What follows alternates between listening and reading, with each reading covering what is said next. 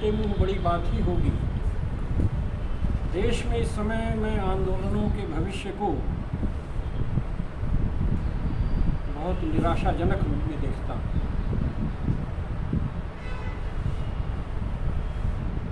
जो देश में आंदोलन हैं उनका भविष्य मुझे कुछ दिखता नहीं। थोड़ा इतिहास में चलूँ तब बात स्पष्ट होगी।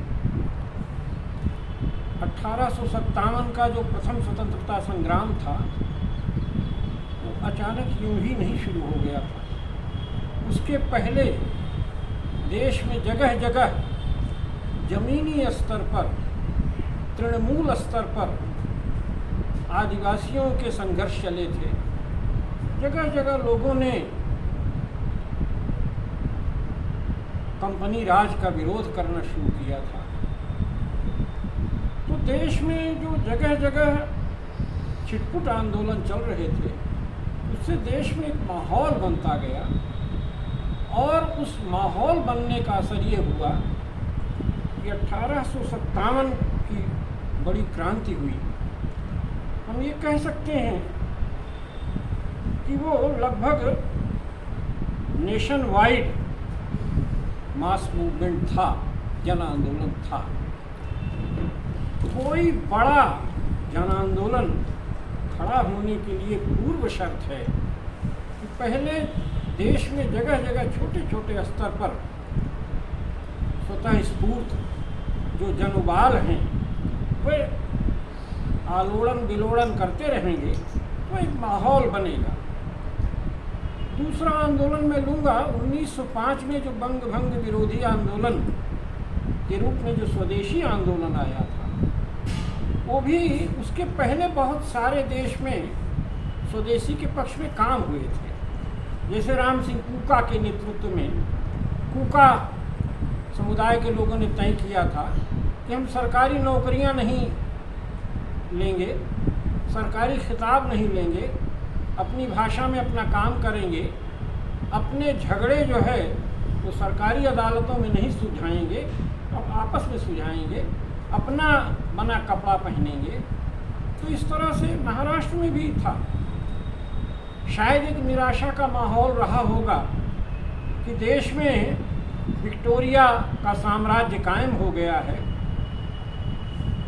तो कुछ रचनात्मक काम शुरू किया लोगों ने महाराष्ट्र में स्वदेशी के पक्ष में, इधर कूका समुदाय के लोगों ने, और उसका प्रतिफलन हुआ है कि 1905 में देश में बड़ा भारी आंदोलन हुआ।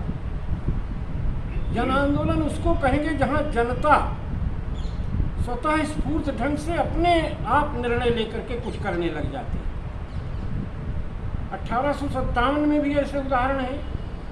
कई जगह किसानों ने लड़ाई लड़ी तो ये कहा गया कि ये बिना वर्दी के सिपाही हैं, यानी लड़े, जिसकी समझ में जिस तरह से आया वो लड़ा। 1905 में भी जो स्वदेशी आंदोलन चला था उसमें जिसकी समझ में जो आया, अगर कोई पुरोहित था तो उसने कहा कि अगर विदेशी लिबास में दूल्हा दुल्हन है तो मैं विवाह कराने से इनकार करता हूँ। अगर कथा में चटाई विदेशी है तो इसका इस्तेमाल नहीं करूँ। जनता ने स्वतः निर्णय लिया। ये होता है जन आंदोलन। और सन 42 का जो आंदोलन है वो जन आंदोलन है। गांधी जी वगैरह ने तो शुरू में डिसोन किया। जनता ने अपने ढंग अपनी कमान संभाल ली। सारे बड़े नेता जेल चले गए, जनता खुद नेता बन बैठी। समानांतर सरकारें जगह जगह बनाई, अपने झगड़े सुलझाने शुरू किए, अंग्रेजी हुकूमत को नकार दिया। ये है जन आंदोलन सन 42 का। और 1974 में जयप्रकाश जी ने 72 साल की उम्र में 1902 में पैदा हुए थे। उन्होंने जो आंदोलन, जिस आंदोलन का नेतृत्व किया था, उसमें जो जन आंदोलन वाला पक्ष है वो मैं आपके सामने रखना चाहूँगा। बिहार में जगह जगह लोगों ने जनता सरकार बना ली। ये जनता पार्टी की बात मैं नहीं कर रहा। और कई जगह नौजवानों ने ये नारा दिया कि जनता ही सरकार है। और इस नारे के लिए की फलश्रुतियाँ हुई कि सिंहासन खाली करो कि जनता आती है। लोगों ने कहा सिंहासन ही क्यों रहेगा, जनता ही सरकार है, यानी सिंहासन का निषेध है। तो कोई भी आंदोलन जन आंदोलन तब बनता है जब जनता स्वयं नेता बन जाती है और जनता अपने अभिक्रम को प्रकट करती है, अपने पराक्रम, अपने तेज को प्रकट करती है, वो जन आंदोलन होता है। 1974 में हमने देखा था जन आंदोलन। डॉक्टर शर्मा बराबर कहा करते थे कि आंदोलन तो शिव की बारात है। उस समय मुझे नहीं समझ में आया। अभी कुछ दिनों पहले मानस पढ़ रहा था, उसमें एक चौपाई मिली, दोहा जो भी कहा जाता हो, वो मुखहीन विपुल मुख का। तो आंदोलनों में तो कुछ तो मुखहीन लोग हैं, अपने काम कर रहे हैं, और कुछ तरह तरह की और वो जुगाड़ में रहते हैं। तो आंदोलन बिगड़ते कब हैं? जो विपुल मुख वाले लोग हैं वो गड़बड़ करते हैं। ये है ना कि शंकर की बारात में कुछ ऐसे भी हैं कि क्या है वो बलवीर सिंह रंग की कविता है कि शिव की बारात में ऐसे भी बाराती हमने देखे हैं जो दूसरों को विषपान कराते हैं और बनते स्वयं मंगल मूल हैं। तो डॉक्टर शर्मा एक बड़े जन आंदोलन का सपना देख रहे थे, इसीलिए वो देश में जहाँ जहाँ भी ग्रास रूट्स मूवमेंट्स चल रहे थे वहाँ जा रहे थे और वहाँ जा कर के वहाँ से नीचे से नेतृत्व निकाल रहे थे। वो स्वयं कहीं नेता नहीं बन रहे हैं, चाहे वो कुडनकुलम में न्यूक्लियर पावर प्लांट के खिलाफ रहा हो, चाहे मीठी बिरदी में आंदोलन रहा हो, चाहे आंध्र प्रदेश में रहा हो, चाहे उड़ीसा में रहा हो, वो स्थानीय स्तर पर जो स्वतः स्फूर्त जनाक्रोश था वहाँ जाते थे और उनका सपना था कि एक नेशन वाइड जन आंदोलन खड़ा किया जाए। और वो ये मानते थे कि इन आंदोलनों के बीच समन्वय और सहकार से एक राष्ट्रव्यापी आंदोलन खड़ा किया जाए।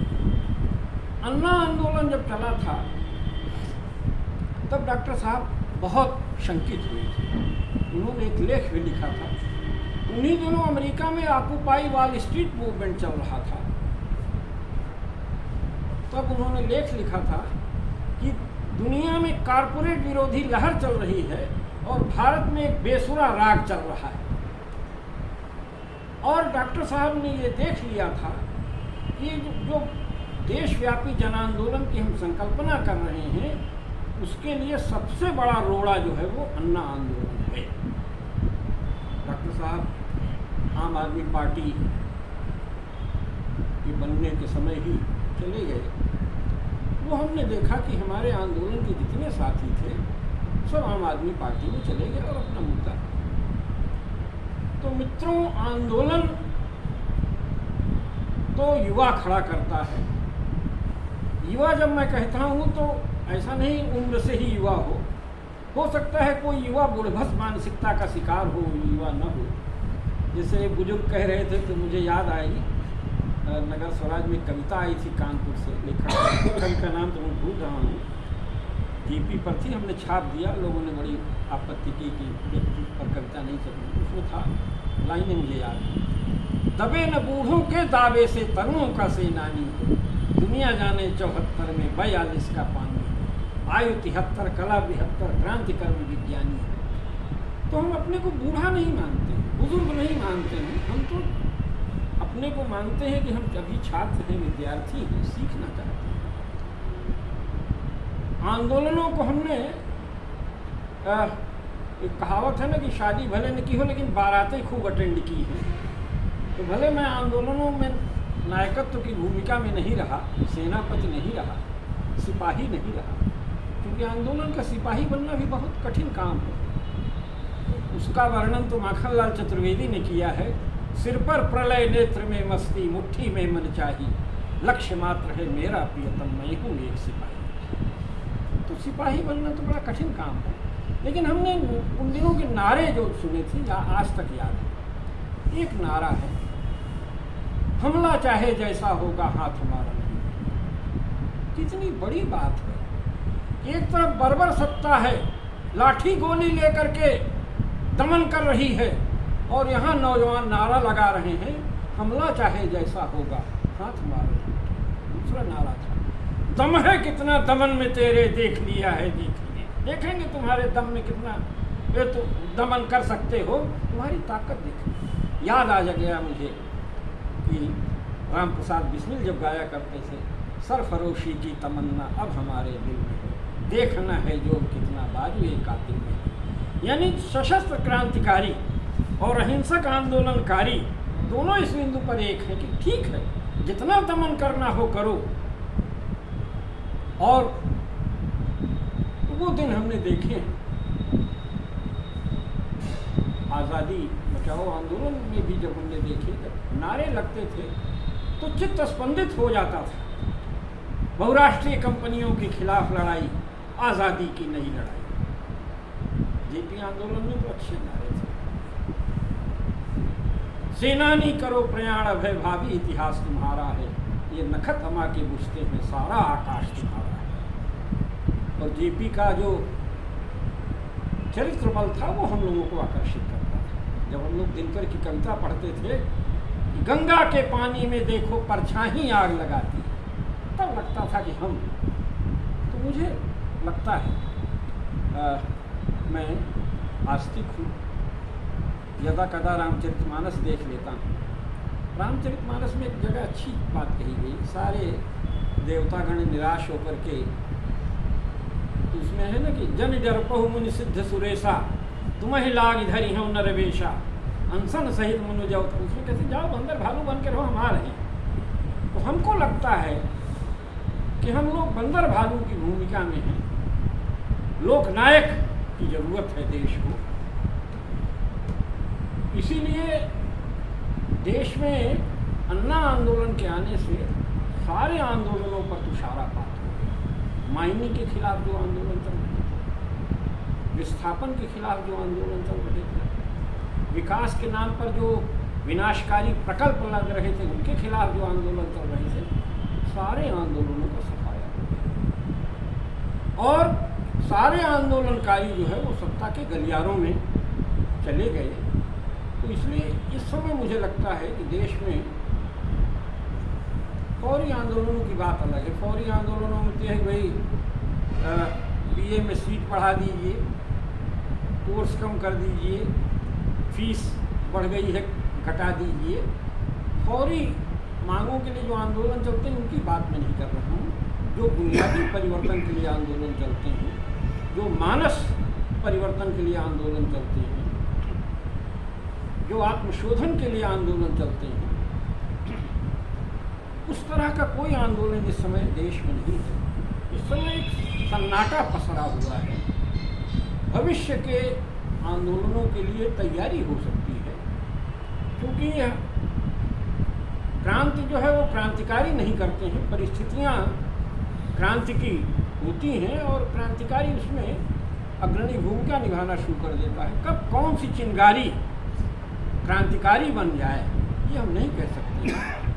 तो इस समय यही है कि देश में जगह जगह जो जहाँ है, जिस स्तर पर भी है, वो अपनी भूमिका में रहे और लोगों के आक्रोश को का रेडिकलाइजेशन करे, क्रांतिकरण करे। लोगों की चेतना जो नीचे जा रही है, उसको काफ़ी बोरिंग के बाद चेतना ऊपर आएगी। तो लोगों की चेतना का आरोहण हो, लोगों के बीच जागरण हो, लोगों का स्फुरण हो। और जो आज की आर्टिफिशियल इंटेलिजेंस है या जो आज की टेक्नोलॉजी है, इसके कुछ लाभ हैं, नुकसान तो बहुत सारे हैं। लाभ यह है कि कोई भी बात सेकंडों में दुनिया के सारे कॉन्टिनेंट्स में पहुंच सकती है। इसका उपयोग किया है अरब स्प्रिंग, अरब अरब और नॉर्थ अफ्रीकी देशों में जो बदलाव हुआ था उस समय, ये सोशल मीडिया का पूरा उपयोग किया है लोगों ने। ये जो पिंक रिवॉल्यूशन लैटिन अमेरिका में हुई, वहाँ पर लोगों ने उसका उपयोग, जो परिवर्तन धर्मी लोग हैं उनको करना होगा। आंदोलन तो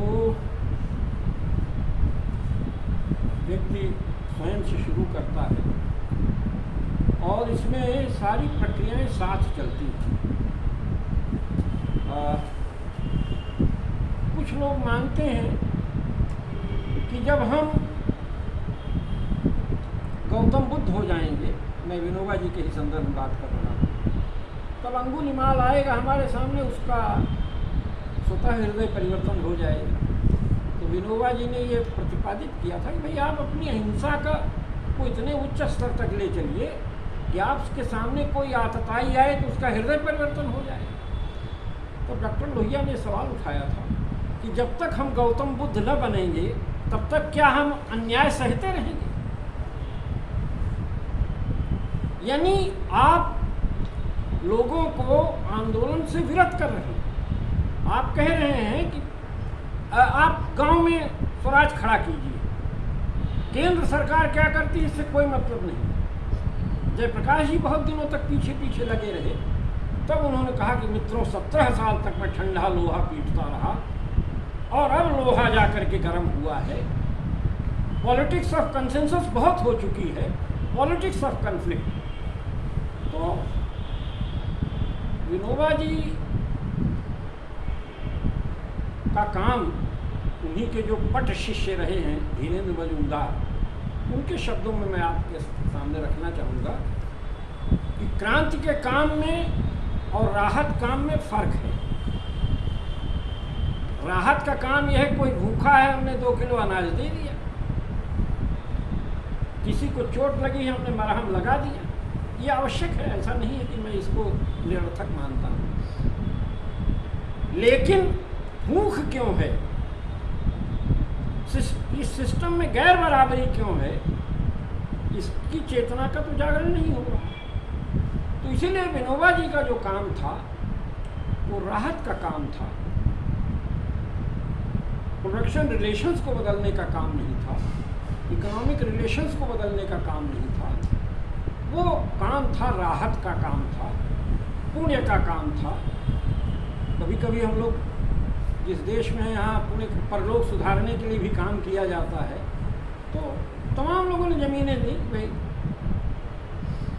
और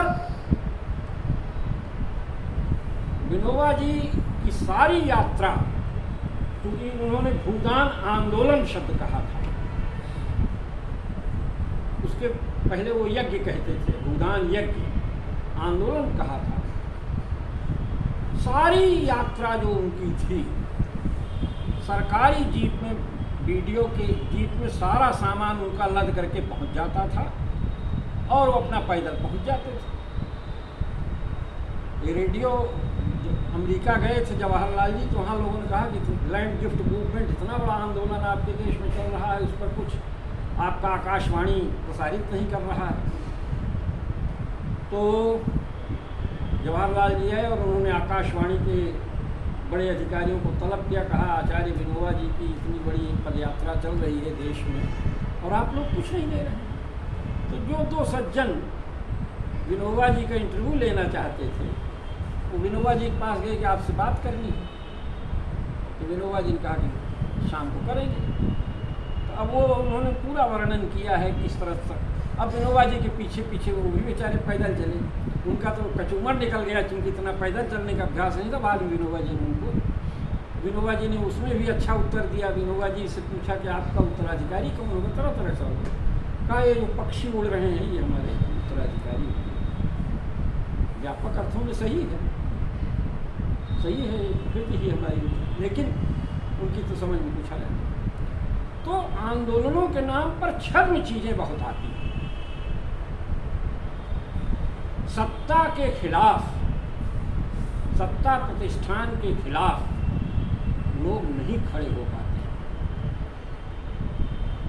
गांधी जो है वो केंद्रीय सत्ता को चुनौती देता है। बस मैं गौतम बुद्ध की अहिंसा में और गांधी की अहिंसा में फर्क। गौतम बुद्ध की अहिंसा जो है वो राजसत्ता के खिलाफ नहीं खड़ी होती और महात्मा गांधी की जो अहिंसा है वो केंद्रीय सत्ता को चुनौती देती है। कहीं कहीं गौतम बुद्ध की अहिंसा राज्याश्रय में पलती है। मैं गौतम बुद्ध के व्यक्तित्व को कमतर नहीं बता रहा हूँ, गांधी तो गौतम बुद्ध से ही सब लेते हैं, कहते भी हैं। लेकिन जो तीक्ष्णता है, तो अगर हम केंद्रीय सत्ता को चुनौती नहीं देते हैं, भ्रष्ट तंत्र को चुनौती नहीं देते हैं और बाह्य स्तर पर इनको चुनौती नहीं देते हैं और आंतरिक स्तर पर जो हमारी अपनी कमजोरियां हैं, हमारे अंदर जो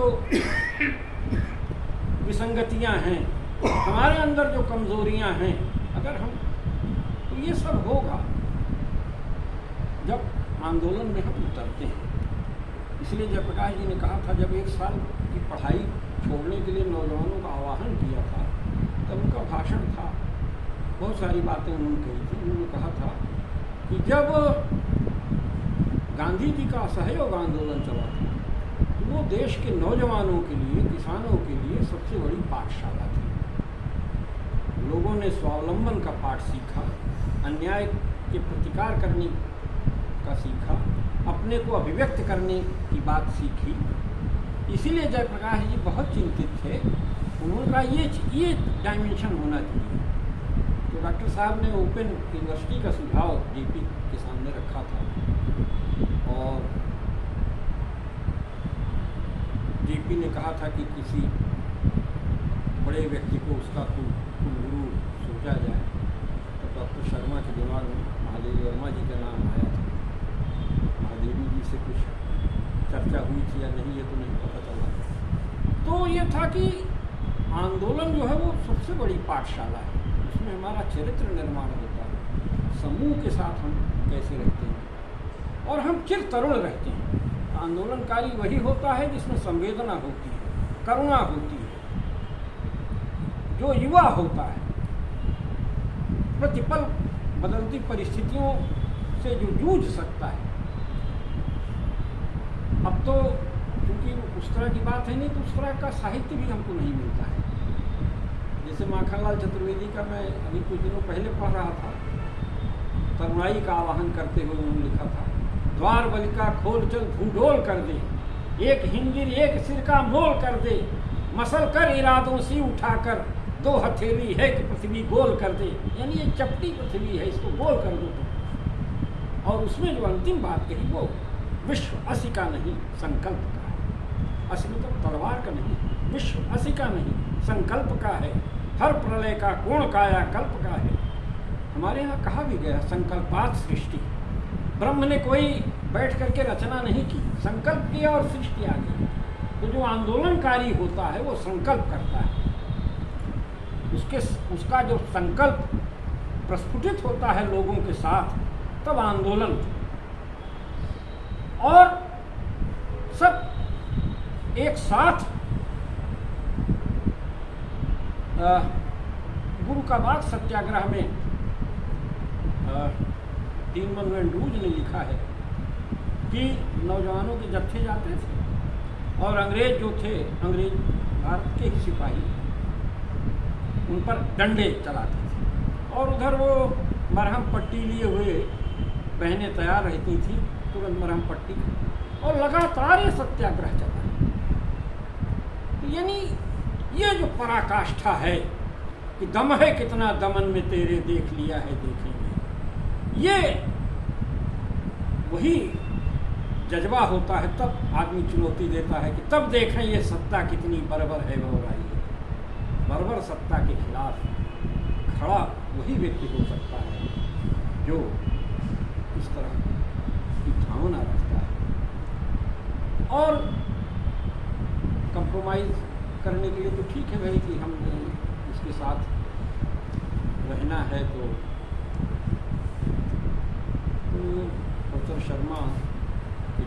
बाद जिस तरह वो एक बड़े जन आंदोलन का सपना देख रहे थे, वो सपना किस तरह से बिखर गया है, उसमें अन्ना आंदोलन का भी बहुत बड़ा हाथ रहा है। आगे के आंदोलनों का भविष्य तो तय होगा जब हम लोगों के बीच जाएं। देश में जगह जगह जो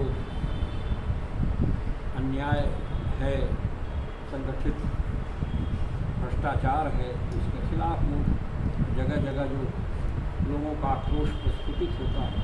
अब आप देखें कुछ चीज़ों के आंदोलन खत्म हुए। भूमि अधिग्रहण के खिलाफ कहीं कोई आंदोलन, क्योंकि सब मगन है कि शहरी ज़मीन का 4 गुना सर्किल रेट पर, गांव में जितने जो सर्किल रेट होता है उसका 8 गुना मिल रहा है। लोग दुखी हो जाते हैं कि हमारी ज़मीन नहीं, हमारी ज़मीन का अधिग्रहण नहीं। तो भूमि अधिग्रहण के खिलाफ कहाँ आंदोलन हो? ज़मीन के प्रति हमारी ममता खत्म हो गई, नदियों के प्रति हमारी ममता खत्म हो गई। नदियों में हमने देवी देखना बंद कर दिया है। हम तो उनको संसाधन मानते हैं, ज़मीन को हम संसाधन मानते हैं। माता भूमि पुत्रो हम पृथिव्याः, ये भाव खत्म हो गया है। तो भविष्य के आंदोलनों के लिए तो यही होगा कि भाई ये प्रकृति, ये नदी जो है वो केवल नदियाँ ही नहीं हैं, बल्कि वो कुछ हाई कोर्ट ने ये कहा था कि नदी जो है वो लीगल एंटिटी है, लिविंग एंटिटी है। इथियोपिया में नदियों को अधिकार दिया गया है। तो जो भविष्य का आंदोलन है वो इस बात को लेकर के होगा, ये जो प्रकृति है अगर ये नहीं बची, केवल ये पेरिस कन्वेंशन से नहीं बचेगी। पेरिस कन्वेंशन में कहा गया था कि प्री इंडस्ट्रियल लेवल में जो तापमान था उससे 1.5 डिग्री नहीं बढ़ना चाहिए। वर्ष 2023 सबसे गर्म वर्ष रहा है और कई जगह जो है जो पूरी धरती का एवरेज है 1.46 और कहीं कहीं 1.5 डिग्री से ज़्यादा हो गया है। तो अगर 1.5 डिग्री से ज़्यादा तापमान हो जाएगा, सारे ग्लेशियर पिघलना शुरू हो जाएंगे, हवा प्रदूषित हो जाएगी, तरह तरह की दिक्कतें होंगी। तो भविष्य के आंदोलन ये होंगे। ये हम लोगों के सामने चुनौती है कि इनको लेकर के हम आंदोलन खड़ा करें। आंदोलन यक्ष के स्थान पर वाई आ जाएं, कोई फ़र्क नहीं पड़ना है। वाई के स्थान पर जेड आ जाएं, कोई फ़र्क नहीं पड़ना है। आज ही भारत सरकार के वित्त सचिव सुभाष कुमार, या क्या नाम है, हिंदी में आया है उनका, कि नई सरकार जो आएगी वो एफडीआई को और लिबरलाइज करेगी।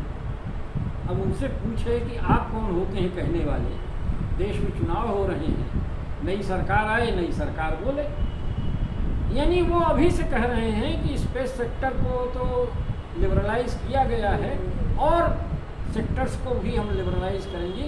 ये भारत सरकार का वित्त सचिव बोल रहा है और वित्त सचिव कह रहा है जो नई सरकार आएगी वो ये करेगी। गजब तमाशा है कि बाबू किस तरह का बोल रहा है और देश की जनता ने भी चुना नहीं है, तो चूंकि उसके दिमाग में है कि जो भी आएगा वो यही करेगा।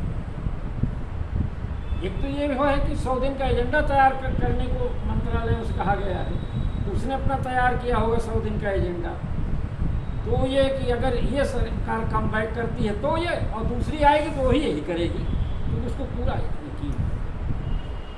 तो कठिन कर्म है, आंदोलन की शुरुआत तो स्वयं से होगी। क्योंकि जिन मूल्यों के आधार पर समाज कभी गतिशील रहा करता है, आगे चल करके वह मूल्य जड़ीभूत होने लगते हैं। जड़ जर्जर मूल्यों को बदलना, नई व्यवस्था के अधिष्ठान के लिए सामूहिक रूप से प्रयत्नशील होना और जो अवरोध आ रहे हैं उनसे लड़ना, ये बड़ा काम है। लेकिन इसीलिए कहा गया है politics is the art of possible, और रिवॉल्यूशन के लिए कहा गया है revolution is the art of impossible. जो नहीं हो सकता है वो करना क्रांति है और जो हो सकता है वो करना राजनीति है। तो राजनीति करने वाले लोग तो देश में हैं ही। क्रांति चेताओं की आवश्यकता है।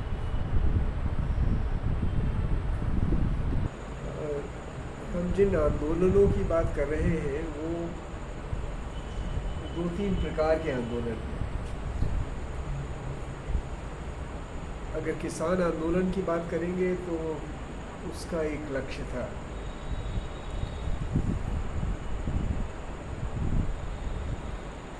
अगर आप जेपी आंदोलन की बात करेंगे तो वो जो है उसका एक और लक्ष्य था। अगर आप भूदान आंदोलन की बात करेंगे या गांधी के तरह तरह के जो आंदोलन रहे हैं उसमें जो है जो नमक सत्याग्रह वाला आंदोलन है उससे अगर आप लेकर चलेंगे तो उनके भी अलग अलग लक्ष्य। और इन सारे आंदोलनों के पीछे जो कारण है वो एक नहीं होता है। किसी भी आंदोलन के पीछे एक कारण नहीं होता है, अनेक कारण होते हैं। और अक्सर हम ये गलती कर देते हैं कि हमको लगता है कि एक ही कारण है। अगर आंदोलनों के भविष्य की बात की जा रही है तो इस बात को शायद समझने की आवश्यकता है कि यहाँ पर जिस परिप्रेक्ष्य में आंदोलन की बात हम लोग कर रहे हैं उसमें वो आंदोलन नहीं है जो सत्ता परिवर्तन हेतु है।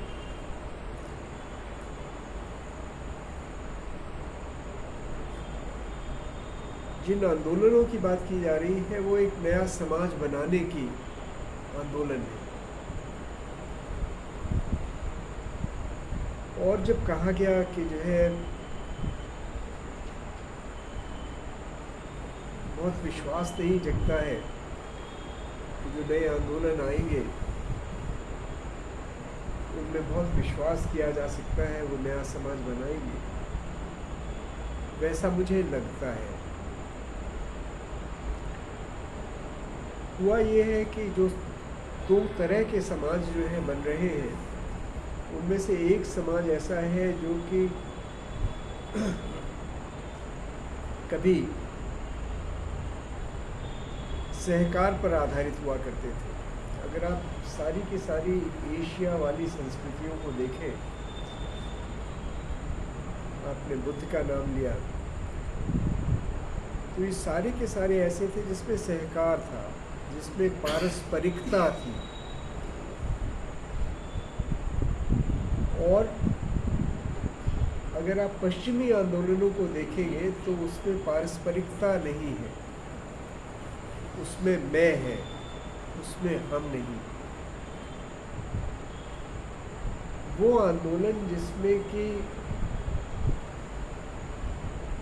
दूसरे का दुख शामिल नहीं है, जिसमें आपको दूसरे के दुख को आप महसूस नहीं कर पा रहे हैं या उसे आप कम नहीं करना चाहते और केवल खुद आप अपने अधिकार के लिए लड़ाई लड़ रहे हैं, उस आंदोलन से नया समाज नहीं बनेगा, कभी भी नहीं बन सकता है। हम जिस नए आंदोलन की बात कर रहे हैं या चाहते हैं वो है जो नया समाज बनाए, जो ऐसा समाज बनाए जिसमें कि अच्छे मानव हो, जिसके केंद्र में मोरालिटी हो, जिसके केंद्र में सहकार हो, जिसके केंद्र में वैष्णव जन हो, जो दूसरों की पीड़ा जो है वो महसूस कर सके और हर सके। और अगर वो आंदोलन जिनकी बात अभी कर रहे थे, जिनमें जितने भी आंदोलनों की हमने बात की है, उसमें से कोई भी आंदोलन ऐसा नहीं था जो दूसरे की पीड़ा से जन्मा हुआ आंदोलन था, जो मॉरलिटी को केंद्र में रखकर चल रहा था। उसके केंद्र में मैं, ये नहीं सत्ता परिवर्तन। इस बात को शायद समझने की आवश्यकता है। और मैं निराश इसलिए हूँ क्योंकि जो हम लोगों का मस्तिष्क बनता चला जा रहा है बाजार वाला मस्तिष्क, उसके केंद्र में मैं है, उसके केंद्र में हम नहीं है, उसके केंद्र में पर पीड़ा होती है, महसूस करना जो है वो नहीं है। और जब तक वो नहीं होगा, जितने भी गांधी वाले आंदोलन हुए, चाहे वो सत्याग्रह वाले हों, चाहे जितने भी हों, उसके केंद्र में मैं नहीं था। गांधी चाहते तो गांधी इतने बड़े थे कि वो नेहरू के स्थान पर देश के प्रधानमंत्री बन सकते थे जिस दिन चाहे उस दिन। लेकिन उस दिन क्यों उन्होंने तय किया? शायद वो अकेले ही व्यक्ति ऐसे थे जो कि उन लोगों के साथ थे जहाँ पर की हत्याएं हो रही थी। क्यों ऐसा था? ऐसा कब होता है? इस बात को शायद समझने की ज़रूरत है। और मुझे यही लगता है कि आज़ादी बचाओ आंदोलन ने एक नया समाज बनाने की तरफ जो था ध्यान दिया था, और वो बनेगा तभी जबकि हम जो है मैं को हटाकर हम की तरफ बढ़ेंगे, जिसके केंद्र में जो है पर पीड़ा का को महसूस किया जाना, और केवल महसूस किया जाना ही नहीं, अपने मनसा वाचा कर्मणा की बात की, मन में महसूस करें और बोले भी, और उसके साथ उसके लिए कर्म भी करें। अगर ऐसे समाज का निर्माण हम कर पाएंगे तभी इन आंदोलनों का वो होगा। नहीं तो हुआ यही है कि जितने भी आंदोलन थे, आप देखिए, जिसमें कि पर पीड़ा वाला था, अगर देखें वर्कर्स के जितने भी आंदोलन हुए थे, स्ट्राइक होती थी, अब तो इधर 20 साल में मुझे नहीं दिखाई देती। मैं इस विश्वविद्यालय का छात्र रहा हूँ, और हम लोगों ने जिन आंदोलनों में भाग लिया है, वो आंदोलन अलग तरह के थे। वो आंदोलन वो भी थे जहाँ पर कि लड़कों को जब पीटा गया और पुलिस को बुलाया गया, बनवारी लाल जी की बात ही कर रहे हैं जिनको हम लोगों ने खींच कर लाए यहाँ पर, तो उस पुलिस को यहाँ से हटाने के लिए वो लड़ाई जो थी वो अध्यापकों ने लड़ी। लेकिन लड़कों ने जब नकल की और लगातार जो है वो यहाँ पर वॉकआउट्स किए, तो उसकी लड़ाई भी जो थी अध्यापकों ने लड़ी। तो उसके केंद्र में जब तक मोरालिटी नहीं होगी तब तक कुछ नहीं होगा, और वो मोरालिटी के लिए संभावना तभी बनती है जबकि आप सबकी पीड़ा को ध्यान में रखेंगे, तभी ये आगे बढ़ सकते हैं। तो आप सबका आने के लिए बहुत धन्यवाद।